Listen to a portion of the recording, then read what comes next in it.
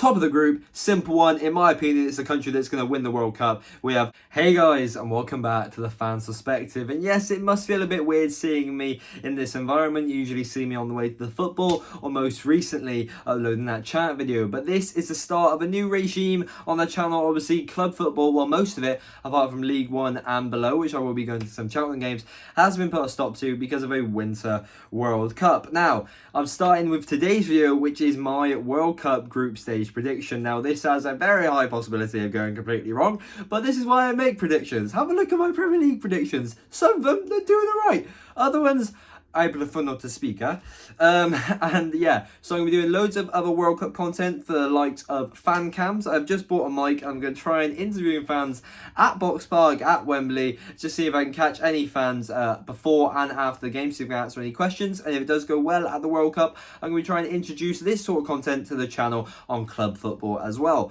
So yeah, I'm not going to try and waste too much of your time because there's a lot of countries to go through. I've thrown in a few shocks in there. I want to see what you guys think about them. If you do enjoy these types of videos and you want to see more of it, please smash that like button, subscribe to the channel, hit that notification bell so you know when the video goes live. We've just hit 2,700 subscribers. If we want to hit that milestone of 3,000 by the end of the year, which we ever so do, we need to get 6 subs every single day now to New Year's. Now, you guys are actually smashing it. About, I think it was 300 subs last month. Absolutely mental. I know we can hit it. But yeah, not trying to waste too much of your time. If you think I'm wrong on any of these, or you just want to comment on it, please drop a comment down in the comment section. I'll try and answer every single one of them. And yeah, without further ado, let's get into it.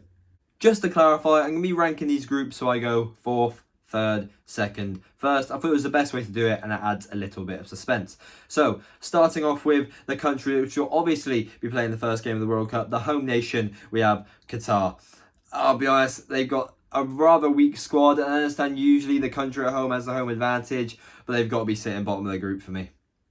3rd place in this group, another rather predictable one, I've got Ecuador. To be honest, they're not obviously the worst team in the group, but I'm seeing one common theme in pretty much all of their last 20 matches. Apart from 1 or 2 outliers, they are struggling to get draws. They're either losing games 1-0 or they're drawing them 0-0. And one thing you do need in a World Cup, especially to get points, is you need goals.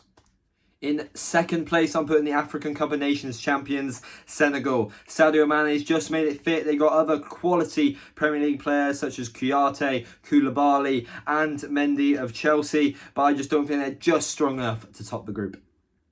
And top of the group, despite them not having the strongest goalkeeper selections, when you've got centre-back options of Matthijs de Ligt, Virgil van Dijk, Nathan Ake, Timber, Jesus Christ, even Daley Blind, you aren't conceding goals. Top of the group, Netherlands. Moving on to Group B, the lovely England's group, and the bottom of the group, pretty much everyone's saying it, Iran. Yes, they've got Taremi, they've got Azmoun from Bayer Leverkusen, and they've got the man that scored a screamer against Chelsea, Jahanbash, but realistically, you can't really see him getting any points. Probably 1, but that's about it. 3rd in the group, I'm going with some which I would say is an unpopular opinion. I'm going with Wales. Gareth Bale, he's getting on a bit. He's barely even playing in the MLS. You've got Aaron Ramsey, who's also an ageing star. Yes, you've got young players like Daniel James, but I just don't really think it's enough when pretty much their country's hopes have always been on Gareth Bale the last few tournaments, and I don't think he's been able to put them through it. 2nd place, obviously it's not England, it's the USA. Christian Pulisic might be not on the best form for his club, but he's Captain America, and this is the start of a new generation in American football. You got Weston McKennie, you got Rayner, and you got so many other young players. I think it's going to be a good tournament for the USA. And top of the group, you got to be confident. Come on, England. Yes, am I upset that Reece James was not taken? Am I upset Ivan Toney was not taken? But nevertheless, you got to back the boys. You got great fullbacks such as Kyle Walker, Kieran Trippier. James Maddison's given his spot on the free roll. And who knows, you might even get Conor Gallagher get some minutes. Let's see. You know we're going to be scoring some goals in this group, and hopefully we can go far in the tournament. Bottom of Group C, I've got Saudi Arabia. No offence to them, I just don't really know too much about their squad, and compared to the other nations in this group, it's quite a simple one. 3rd place in the group, I have got Mexico, and I'm more than welcome to be proved wrong on this. I know they have caused many a shock in the past, most recently against Germany in the last competition. But Raul Jimenez, he's not the player he once was. Chucky Lozano, I don't think he's truly lived up to his true potential. And they've got some other big names like Ochoa, he is Mr. World Cup. But I don't know, I just think maybe this World Cup is probably one step too far. And second in the group, I never thought I'd be putting a Villa duo. You got Bednarek and Matty Cash, the great goalkeeper of Wojciech Szczesny, but you got some great attacking options as well. You've got Milik, you've got Lewandowski, as well as many other star players. And I think even though that I've got a friend which is also Polish, and he says that they are the laughing stock, quite literally they are the Tottenham Hotspur of countries, but I think they'll just have enough to just overtake Mexico. They won't be anywhere near the top of the group, but I think they'll scrape through by the skin of their teeth to get through the group. Top of the group, simple one. In my opinion, it's the country that's going to win the World Cup. We have Argentina. This is Lionel Messi's World Cup. I truly do believe it. And Lionel Messi could play on the attack on his own. But you've also got the underrated cult hero of Argentina. You've got Di Maria. You've got Alessandro Martinez, who the manager and Messi always seems to love for Argentina. Dybala. Not even to mention the trio at the back. The very highly rated Premier League trio of Emi Martinez in goal. You've got Martinez at centre-back, and you've also got, obviously, Romero as well. Group D for me, and I apologise to any people from this countries watching this video, but I truly believe there's only 2 teams in this group. And to pick bottom of the group, it was really a pick of the hat. I'm going with Tunisia, bottom of the group, and, heck yeah, I might as well say them both in this because it's quite obvious. Third place, I've gone with Australia, just pipping them, getting a few points. I'm going with a Matty Ryan masterclass, the Copenhagen #1. I think he's actually a pretty decent goalkeeper. And yeah, I think he's going to be the difference maker to get him some points. Neither sides have exactly a star-studded squad, but yeah, it's just going to be thin margins between those two. Now, in second place, I did kind of want to put a legend killer here. But then I looked at Denmark's squad and I realised their attacking options are quite lacklustre. I believe that out of their attacking options, the way that it's laid out on Sky Sports, their highest goal scorer has 5 goals. They've got a great defence, even though I'm not a fan of Christensen anymore. Great defence. They've got Højbjerg, and they've got obviously some great defenders and midfielders. But when it comes to that attacking edge, I don't quite think they have enough goals, especially considering the other nation in the group. This, of course, being France. France are going to top the group. It's quite simple. You've got Kylian Mbappe, the kid with the world at his feet and all the money at his feet. You've got a Ballon d'Or winner in Karim Benzema. And you have the best French player to ever play in football, obviously, Olivier Giroud. Yes, they're missing out on Kante and Pogba, but it doesn't really mean much when you can quite literally bring in Tchouaméni and Camavinga. Yeah, they haven't even called in a 26-man squad. They're gloating that much, they've called up 25. It's going to be an easy tournament for France. I don't think they're going to win it, but it's going to be a simple group. Moving over to Group E now, bottom of the group, I put Costa Rica. Yes, they've got Keylor Navas in goal, but he's mainly been getting benched for PSG, so he hasn't had the most game time. He's still a world-class goalkeeper. And when you've got a 37-year-old ex-Fulham midfielder as your central attacker mid in Brian Ruiz, haven't really got too much hope for you. Sorry, Costa Rica. Third place, I've got Japan. Now, I think Japan do have a great opportunity to shock quite a lot of people in this group because I would say no nation in this group have an extremely strong squad due to injuries and just poor choices from the managers, in my opinion. I don't think that Spain or Germany have a strong squad, but go on. Japan have put in decent performances before. I distinctly remember the tight defeat to Belgium, I believe it was, not that long ago. But yeah, third place in the group, and I think that's quite polite for them. Second in the group, I've got Spain. Now, I do believe they're the architects of their own downfall, however. They've called up Morata, he always gets goals with Spain. They've got a decent midfield. They've got Llorente, Busquets, Koke, Rodri. Yes, it's getting on a bit, but they've also got the younger generations of Gavi and Pedro. Obviously, Laporte switching allegiances to Spain as well. But, come on. Not calling up David De Gea and Sergio Ramos for a World Cup. It's absolutely criminal. And I just think they don't have the quality to qualify top of the group.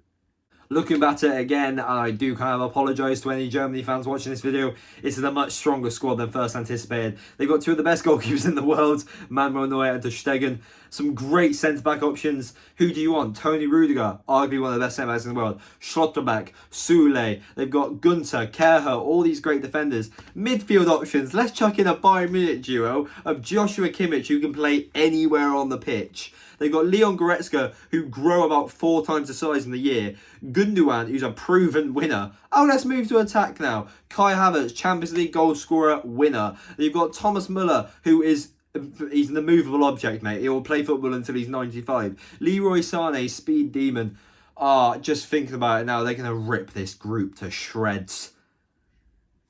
Moving on to Group F, bottom of the group, I've got Canada. And I think they'll be resting most of their hopes on the shoulders of Jonathan David, who is having a great season in the French League. And obviously Alphonso Davies, who has been probably the cult hero for the Canadian national team. And what a player he is. So fast. But apart from that, I don't actually think they'd be too upset with the bottom of the group, considering the quality of this group and also the fact they're just starting a new generation of Canadian football.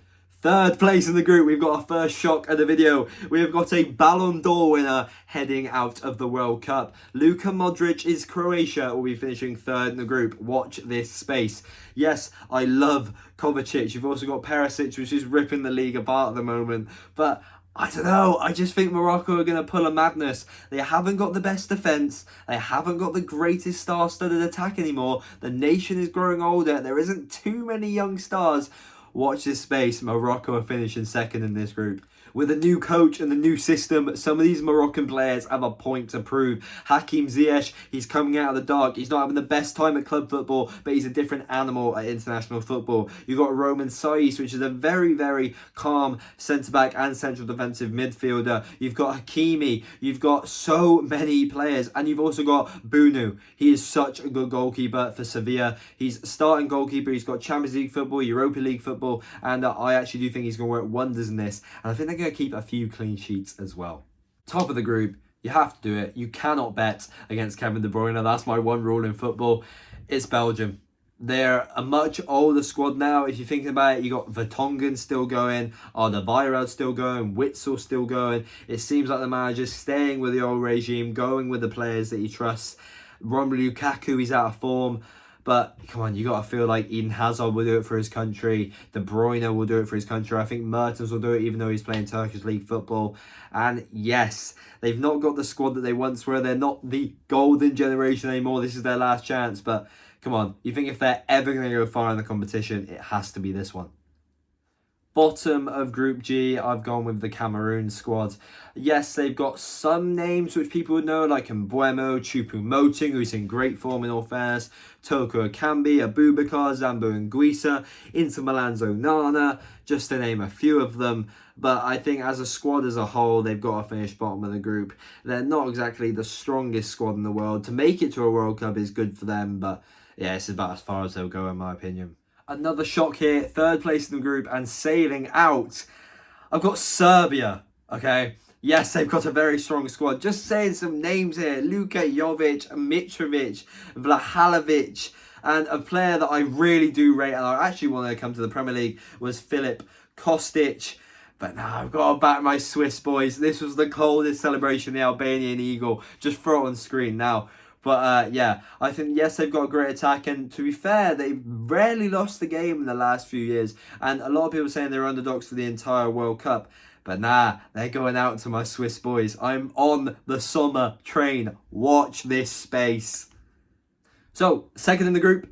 And getting into second in the group by actually a late winner against Serbia by Granit Xhaka of all people. Yes, Switzerland aren't looking the greatest in attack. But Jan Sommer, he's the immovable object in goal. Absolutely great goalkeeper. Granit Xhaka, he'll take a yellow card and he'll shout at the opposition. What other talent do you need? You got Fabian Schär, who can pelt one from range, and Manuel Akanji. And yeah, even if he isn't having the best day defensively, he'll just maths. He'll do a problem. We'll be like, what's 72 times 72? And then Switzerland will win the game. I truly think Switzerland are getting second in this group, and I hope they go far, because I enjoy watching Swiss football.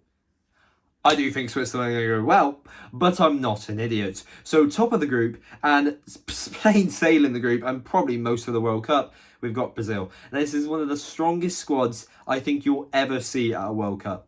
Do you want the best goalkeeper in the world? Oh, one of? Yeah, you got Alisson. Do you want one of the other ones? Edison. You get one of those to choose from. You want to play a back four or a back three? If you want to play a back three, you've got Marquinhos, one of the best centre-backs of generation, Thiago Silva and Eder Militao, the new and the old generations. You want to play midfielders? Oh, who do you want to play at DM? Fabinho or Casemiro? Up front, Neymar Jr.? Yeah, sure. The Champions League winners, Rodrigo and Vinicius Jr.? Yeah, sure. They've even got their R9 back. They've got Richarlison. They've got Gabriel Jesus, who's ripping up the Premier League. And to be fair, Brazil, apart from that loss to Argentina, have looked pretty much invincible. And they've played so well, they don't have to take Bobby Firmino to a World Cup. And he's got more goals than most of the forwards. Oh, and also, if they want to have a bit of fun, they've got Anthony to come off the bench. Bottom of the final group, I've got Ghana. Not really too much to say here. I've got strong feelings that the star-studded players in the other nations will take them far. So, sorry, Ghana's in 4th place. 3rd place, I've obviously got South Korea. Now, if it wasn't for Son returning from injury, it would be a much closer battle for 3rd place between them and Ghana, because I think the only other real star-studded player in that squad at the moment is Kim Min-jae for Napoli, who is ripping Italy apart, and most of Europe. I can see him getting another big move soon. On the words of that, I did just get my Kvaratskhelia shirt, and I'm very happy about that. But I think Son coming back, he's the hero of the nation. He is captain South Korea, and yeah, he'll get enough goals to get them in 3rd place. 2nd place in the group, and I think this will come as a shock to most of you, because a lot of Ronaldo fans and Portuguese fans think this is the time for Ronaldo to lift his World Cup, but nah. I don't think the manager's going to set up properly. Yes, he's been successful before, and they've got a star-studded squad. They might not have the likes of Diego Jota due to injury, but they've got Rafael Leao. Cristiano Ronaldo doesn't even have to be named. They've got Cancelo, João Felix. I'm not going to carry on listing names, but you know they've got the players. Bruno Fernandes. But I just feel like they're not going to set up properly. The manager's going to be forced to put in Ronaldo. And you're seeing what he's doing to Man United at the moment. I just don't think the system's going to work. He's going to be way too selfish, try to get the ball to him. And he does make, recently, I'm not being rude to him, but he does seem to make the team look worse for club and country. But yeah, that is why I'm putting Portugal 2nd. Controversial one, I know. And top of the group, just simply because I want to see this sauce unfold. Give me a pivot of Bentancur and Valverde. Oh, and we're cooking. A front two of Luis Suarez, just coming back from going home to win some trophies. And Darwin Núñez. Who do you want off the bench for a last-minute goal? Edison bloody Cavani. At centre-back, Diego Godin, he can do a shift for a little bit. You got Jimenez, his partner in crime. And Muslera, I actually do think is a great goalkeeper, even though he spent most of his career in Turkey. But yeah, that's going to be a shock. Uruguay's going to have a good competition. And I think all of these Darwin Núñez haters, which I'm not his biggest fan, but yeah, I think he's going to shut a lot of people up. Yes, he's being compared to Erling Haaland, but no one's as good as Erling Haaland. But yeah, that is it. That is all of my World Cup predictions, I believe. Drop a comment down below if you disagree with anyone and you think I'm an absolute idiot. And I guess in a few weeks' time, I'm going to find out if I am an absolute idiot. Yeah. Do I think Lionel Messi is going to win the World Cup? Yes, I do. Am I going to come back to this in a few weeks' time and absolutely regret my decision? Yes, I am. But that is why I make these videos. So, I think I've done enough thumbs up. I think you should too. Drop a like on the video. It would mean the world to me. Subscribe to the channel. Like I said, we're trying to hit 3K subscribers before New Year's. And yeah, I think it's been quite a long video. So, I'll see you guys in the next one. See ya.